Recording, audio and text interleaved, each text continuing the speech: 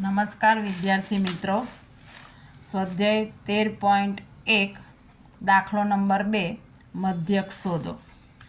હવે મધ્યક શોધવાના દાખલામાં સૌથી પહેલાં આપણે આ 5 ખાના એટલે દરેક વિદ્યાર્થીએ પહેલાં આ 5 ખાના કયા કયા એ ખાસ યાદ રાખવાનું છે. પહેલું ખાનું છે વર્ગ, બીજું છે આવૃત્તિ, ત્રીજું છે મધ્ય કિંમત, ચોથું છે યુઆઈ અને પાંચમું છે એફઆઈયુઆઈ.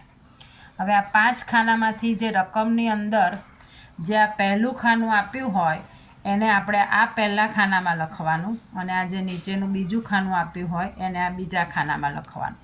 એટલે અહીંયા પહેલો જે વર્ગ આપણને આપ્યો છે 500 થી 520, એવી રીતે 520 થી 540, 540 થી 560, 560 થી 580 અને 580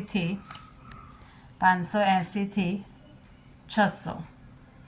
હવે આજે આપણે પહેલું ખાનું લખી દીધું. હવે નીચે જે કારીગરોની સંખ્યા જે આવૃત્તિ છે એને આપણે બીજા ખાનામાં લખીએ. 12, 14, 8, 6 અને 10. એટલે આ પહેલાં બે ખાના છે એ રકમમાંથી જ ભરાઈ જશે.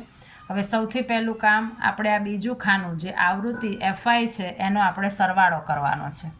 તો અહીંયા એને આપણે સિગ્મા એફઆઈ કહીશું. હવે સિગ્મા એફઆઈ, સિગ્મા એટલે સરવાળો. તો અહીંયા આવૃત્તિનો આપણે સરવાળો કરીશું તો 12, 14, 8, 6 અને 10. તો એનો જે સરવાળો થશે એ સરવાળો આપણે 8 ને 2 10 ને 6 16 ને 4 20 0 વધી પડી 2 2 ને 3 4 અને 5. તો અહીંયા એનો સરવાળો થશે 50. હવે મધ્ય કિંમત, ત્રીજું ખાનું જે મધ્ય કિંમત છે, મધ્ય કિંમત શોધવાનું આપણે શીખી ગયા છે કે આ અધઃ સીમા વત્તા ઉધ્વ સીમા ભાગ્યા 2. હું તમને અહીંયા એક કરીને બતાવું છું. 500 વત્તા 520 છેદમાં 2. હવે 500 વત્તા 520 કરીએ એટલે આપણે 1020 છેદમાં 2. હવે 1020 છેદમાં 2 એટલે આપણે 1020ને આપણે 2 વડે ભાગીએ તો થશે 510. એ હંમેશા યાદ રાખવું કે મધ્ય કિંમત જે છે એ 500 અને 520ની મધ્ય કિંમત છે. એટલે 500થી મોટી અને 520થી નાની, એટલે જ એને મધ્ય કિંમત કહેવાય. તો આપણને પહેલી મધ્ય કિંમત મળી 510. હવે એ જ રીતે બીજી મધ્ય કિંમત આપણે જોઈએ તો કે 520 વત્તા 540 છેદમાં 2. તો 520 વત્તા 540 કરીએ એટલે 1060 ભાગ્યા 2. તો 1060 ભાગ્યા 2 કરીએ તો આપણને મળે 530. તો આપણે બીજી મધ્ય કિંમત મળી 530. હવે એ જ રીતે આપણે બધાની શોધવાની હોય પણ આપણે પહેલી બે શોધી નાખીએ એટલે આપણને ખ્યાલ આવી જાય કે 510માં 20 ઉમેરો તો 530 થાય છે. તો એ જ પ્રમાણે બીજું આપણે ડાયરેક્ટ લખી શકીએ કે 530માં 20 ઉમેરો તો 550. એવી રીતે 550માં 20 ઉમેરો તો 570 અને 570માં 20 ઉમેરો એટલે 590. એટલે આપણું આ ત્રીજું ખાનું તૈયાર થઈ ગયું. હવે આપણે એ શોધવાનું છે. આપણી પાસે જે મધ્યકનું સૂત્ર છે તો કે x બાર બરાબર a વત્તા સિગ્મા એફઆઈ યુઆઈ છેદમાં સિગ્મા એફઆઈ ગુણ્યા h. હવે એમાં આપણે સિગ્મા એફઆઈ આપણને મળી ગયું છે 50. હવે આપણને સૂત્રની અંદર એ એટલે કે ધારેલો મધ્યક આપણે શોધવો છે.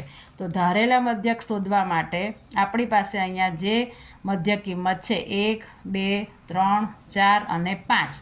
તો એની અંદર જે વચ્ચેનું હોય એને આપણે એ ધારીએ છીએ. તો અહીંયા આપણે આ એને ધારીશું 550. અહીંયા 5 હતા એકી સંખ્યા એટલે બે ઉપર ને 2 નીચે આવ્યા. પણ ધારો કે અહીંયા 5ની જગ્યાએ 6 હોય તો આપણે ઉપરનો એ ધારીએ છીએ સરળતા ખાતર. હવે જ્યાં એ ધાર્યો એટલે અહીંયા યુઆઈ થશે 0. આ સૂત્રમાં કિંમત મૂકીએ એટલે 0 આવે. ઉપર આવે -1, -2, અહીંયા આવશે 1 અને 2. એટલે 4 ખાના પૂર્ણ થયા. હવે એફઆઈ ઇન્ટુ યુઆઈ, એફઆઈ એટલે બીજું ખાનું, યુઆઈ એટલે ચોથું ખાનું. તો બીજા અને ચોથા ખાનાનો ગુણાકાર. તો અહીંયા આ 12 છે આ 2 જોડે ગુણાય એટલે 12 દુ 24. આ બીજા અને ચોથા ખાનાનો ગુણાકાર. એવી રીતે 14 છે તો 14 એકા 14. 8 છે 0 જોડે ગુણાય એટલે 0. 6 છે 1 જોડે ગુણાય એટલે 6. 10 દુ 20. હવે આ ઉપરની જે માઇનસ સંખ્યા હોય એનો સરવાળો 4 ને 4 8, 2 ને 1 3, અને નીચે જે પ્લસ સંખ્યા છે એનો સરવાળો 20 ને 6 26. હવે સિગ્મા એફઆઈ યુઆઈ. તો એટલું હંમેશા યાદ રાખવાનું કે ઉપરની અને નીચેની સંખ્યાનો થશે હંમેશા બાદબાકી. આ બે સંખ્યાની હંમેશા બાદબાકી જ થાય, પણ નિશાની મોટી સંખ્યાની.